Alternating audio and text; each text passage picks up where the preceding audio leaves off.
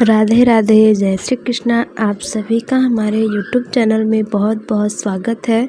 तो आज का जो हमारा वीडियो है वो लड्डू गोपाल जी के ऊपर है कि हम अपने लड्डू गोपाल जी की सेवा नवरात्रि में कैसे करें और उनका नवरात्रि में हमें पूजन कैसे करनी चाहिए, किन चीज़ों का भोग लगाना चाहिए। तो इन सब चीज़ों का मैं एक वीडियो लेके आई हूँ आप लोग के लिए। तो आप लोग प्लीज़ इस वीडियो को ढेर सारा प्यार दीजिएगा। तो चलिए मैं अपने वीडियो को स्टार्ट करती हूँ। तो सबसे पहले मैं अपने लड्डू गोपाल जी को यहाँ पे उठा लूँगी। तो मैंने अपने लड्डू गोपाल जी को सुबह घंटी बजा के जगा लिया है और हमारे बाल गोपाल यहाँ बेड पे ही बैठे हैं और हम इनका पहले अच्छे से चेहरा साफ़ कर लेंगे।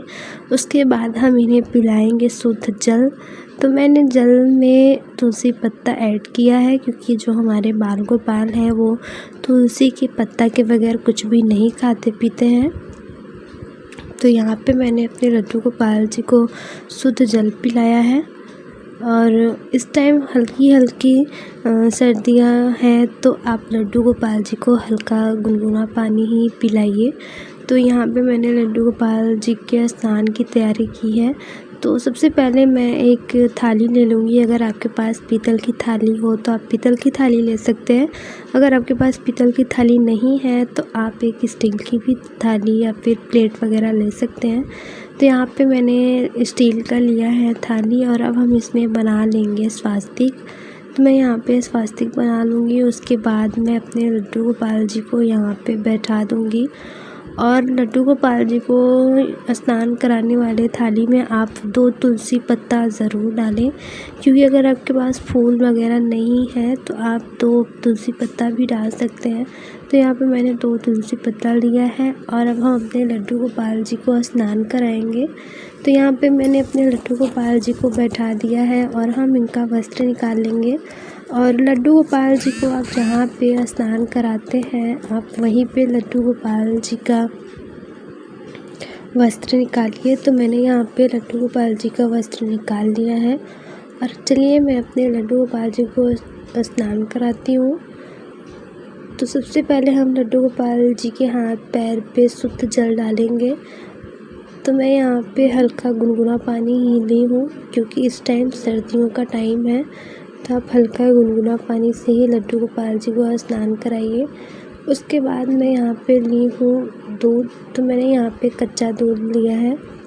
आप लड्डू गोपाल जी को कच्चा दूध से ही स्नान कराएं। और मैंने यहाँ पे कच्चा दूध लिया है तो अब हम लड्डू गोपाल जी को स्नान करा लेंगे। तो यहाँ पे मैं लड्डू गोपाल जी को स्नान कराते टाइम हरि ओम हरि ओम हरि ओम कर रही थी। आप हरि ओम का जाप भी कर सकते हैं। तो मैं यहाँ पे लड्डू गोपाल जी को स्नान करा रही थी इन मंत्रों का जाप करते टाइम। उसके बाद अब मैं लड्डू गोपाल जी का फिर से शुद्धिकरण कराऊंगी। तो मैं यहाँ पे शुद्धिकरण कराने के बाद अब मैं लड्डू गोपाल जी को दही से स्नान कराने वाली हूँ। तो ये लिया मैंने 1 चम्मच दही और हम लड्डू गोपाल जी की हल्की हल्की मालिश करते टाइम ही इनको स्नान कराएंगे। तो यहाँ पे मैंने हल्के हल्के हाथों से मालिश की है और लड्डू गोपाल जी के सिर में जो भी चंदन वगैरह लग जाता है, दाग वोग लग जाता है, वो सब दही से साफ़ हो जाते हैं।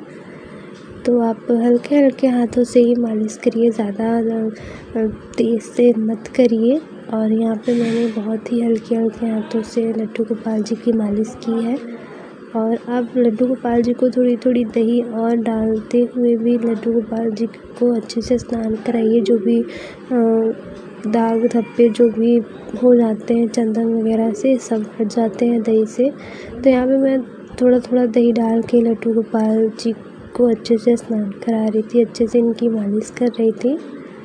तो यहाँ पे मैंने थोड़ी थोड़ी एकदम हल्के हल्के हाथों से यहाँ पे आँख के पास और माथे वाथे पे सब चंदन की दाग वगैरह सब लग गई थी। तो मैं इन्हें हल्के हल्के हाथों से ही मालिश करते करते निकाल रही थी और इन्हें ज़्यादा घिसना पड़ता नहीं है। ये हल्के हल्के ही मालिश में सब निकल जाते हैं।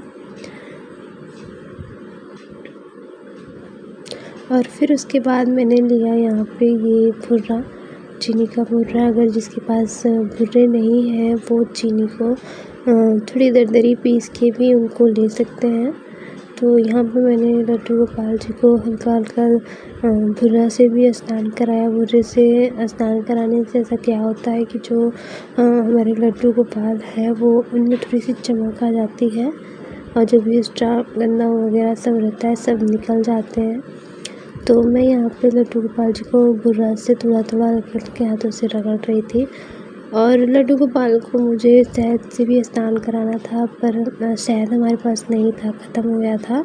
तो मैंने सिर्फ 4 चीज़ से ही लड्डू गोपाल जी को स्नान कराया। दूध, दही, भुर्रा और गंगा जल से ही लड्डू गोपाल जी को स्नान कराया। तो यहाँ पे मैंने अपने लड्डू गोपाल जी को जल से मैं लड्डू गोपाल जी की शुद्धिकरण करा रही थी। तो यहाँ पे हमारे लड्डू गोपाल जी की शुद्धिकरण हो गई है और अब हम लड्डू गोपाल जी को गंगा जल से भी स्नान करा लेंगे। तो ये है गंगा जल और मैंने लड्डू गोपाल जी को गंगा जल से स्नान करा लिया है। लड्डू गोपाल जी के स्नान किए हुए जल को हमें तुलसी जी में डाल देना है। अगर आपके पास तुलसी जी का पेड़ नहीं है तो आप नीम के पेड़ में भी डाल सकते हैं। अब हम लड्डू गोपाल जी को अच्छे से पोंछ लेंगे सूखे कपड़े से। तो मैंने यहाँ पे एक कॉटन का रुमाल लिया है जो कि मैंने लड्डू गोपाल जी के लिए ही रखा है, इनको स्नान कराने के बाद अच्छे से पोंछने के लिए। तो मैंने यहाँ पे लड्डू गोपाल जी को अच्छे से पोंछ लूँगी। इनका जो भी पानी वगैरह है सब मैं अच्छे से पोंछ लूँगी, वरना पानी से हमारे लड्डू गोपाल जी की मूर्तियों में दाग लग जाते हैं। तो यहाँ पे मैं अच्छे से पैर, हाथ सब अच्छे से पोंछ लूँगी। तो मैंने लड्डू गोपाल जी को अच्छे से पोंछ लिया है और अब मैं लड्डू गोपाल जी की इत्र मालिश करूँगी।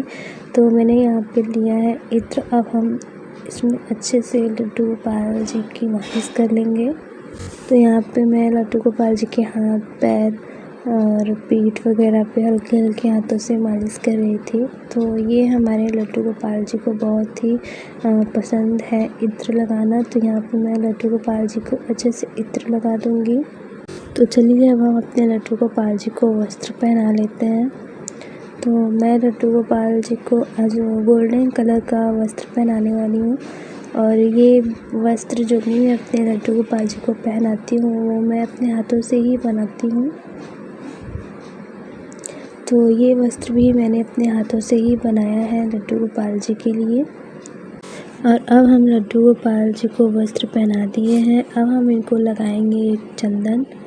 तो मैं यहाँ पे लड्डू गोपाल जी को पीला चंदन लगाऊंगी, जो कि हमारे लड्डू गोपाल जी को पीला चंदन लगाना बहुत अच्छा लगता है। तो यहाँ पे मैं अपने लड्डू गोपाल जी को पीला चंदन लगाऊंगी। तो मैंने लड्डू गोपाल जी को चंदन लगा दिया है और हम लड्डू गोपाल जी को अच्छे तरीके से पीला चंदन लगा लेंगे। और जो भी इनका बाकी का जो भी मेकअप वगैरह है हम सबको अच्छे से कर लेंगे लड्डू गोपाल जी के मेकअप वगैरह को। तो मैंने यहाँ पे लड्डू गोपाल जी को पहनाया ये माला और फिर अब मैं लड्डू गोपाल जी को हाथों में ब्रेसलेट भी पहना दूँगी। तो हमारे लड्डू गोपाल सिंहासन पर बैठने के लिए रेडी हो गए हैं। तो चलिए मैं अपने लड्डू गोपाल जी को सिंहासन पर बैठा देती हूँ। तो ये हमारे लड्डू गोपाल सिंहासन पर बैठ चुके हैं। तो चलिए बाकी का जो भी श्रृंगार बचा है हम उसको पूरा कर लेते हैं। फटाफट हम लड्डू गोपाल जी के श्रृंगार को कंप्लीट करते हैं। तो यहाँ पे मैंने लड्डू गोपाल जी को बैठाया, उसके बाद मैं लड्डू गोपाल जी को ईयरिंग पहना रही थी। तो यहाँ पे सबसे पहले मैंने लगाया लड्डू गोपाल जी को विग, उसके बाद मैंने लड्डू गोपाल जी को छोटे छोटे से ईयरिंग्स पहनाए। तो यहाँ पे मैं लड्डू गोपाल जी का माला सही कर रही थी, उसके बाद मैंने दोनों कानों में ईयरिंग कंप्लीट कर दिए। उसके बाद अब मैं लड्डू गोपाल जी को लगाऊंगी पगड़ी।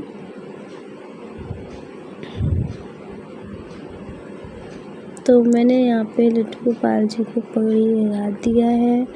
उसके बाद मैंने दिया लड्डू गोपाल जी को बंसी। उसके बाद अब हम लड्डू गोपाल जी को चढ़ाएंगे तुलसी पत्ता, जो कि हमारे लड्डू गोपाल जी के पास हमेशा रहनी चाहिए। तुलसी जी की एक पत्ता तो कम से कम रहनी चाहिए। अगर आप फल वाले दे रहे हैं लड्डू गोपाल जी को तो वो ज़्यादा बेटर है। तो यहाँ पे मैंने फल वाला ही तुलसी पत्ता रखा लड्डू गोपाल जी के पास। उसके बाद मैंने रखा फूल। यहाँ पे लड्डू गोपाल जी को पीले फूल ज़रूर चढ़ाने चाहिए। तो मेरे पास एक ही था तो मैंने यहाँ पे लड्डू गोपाल जी को एक पीला फूल चढ़ाया। उसके बाद मैंने लड्डू गोपाल जी को फूलों से अच्छे से सजाया। उसके बाद मैंने किया लड्डू गोपाल जी की आरती। तो यहाँ पे मैंने लड्डू गोपाल जी की आरती की। उसके बाद आ जाता है भोग का टाइम। तो यहाँ पे मैंने लड्डू गोपाल जी के भोग के लिए लेके आई हूँ बादाम, लावे और काजू, किशमिश, मिश्री, दूध। क्योंकि नवरात्रि का टाइम है तो हमारे लड्डू गोपाल जी को इन्हीं सब चीज़ों का भोग लगाना चाहिए। क्योंकि हमारे जो लड्डू गोपाल हैं वो 9 दिन का फास्ट रखते हैं तो उन्हें हमें किसी भी अन्न का भोग नहीं लगाना चाहिए। आप 9 दिन लड्डू गोपाल जी को इन्हीं सब चीज़ों का भोग लगाएं। तो यहाँ पे मैंने लड्डू गोपाल जी को इन्हीं सब चीज़ों का भोग लगाया है। आप चाहें तो कभी सिंघाड़े का हलवा, आलू, इन सब चीज़ों का भी भोग लगा सकते हैं। जो आप फलाहार खाते हैं व्रत में, आप उन्हीं सब चीज़ों का भोग लगाइए। और लड्डू गोपाल जी को भोग कैसे लगाना चाहिए, तो आप एक बड़ी सी तुलसी जी का पत्ता ले लीजिए। उसी पे आप थोड़ी थोड़ी चीज़ों को रख के लड्डू गोपाल जी को भोग लगाइए। और दूध या पानी में आप तुलसी पत्ता डाल के भी पिला सकते हैं। तो ये है हमारी नवरात्रि पूजा स्पेशल। तो यहाँ पे हमें अपने लड्डू गोपाल जी की सेवा नवरात्रि में ऐसे ही करनी चाहिए। और पूरा भोग लगाने के बाद हमें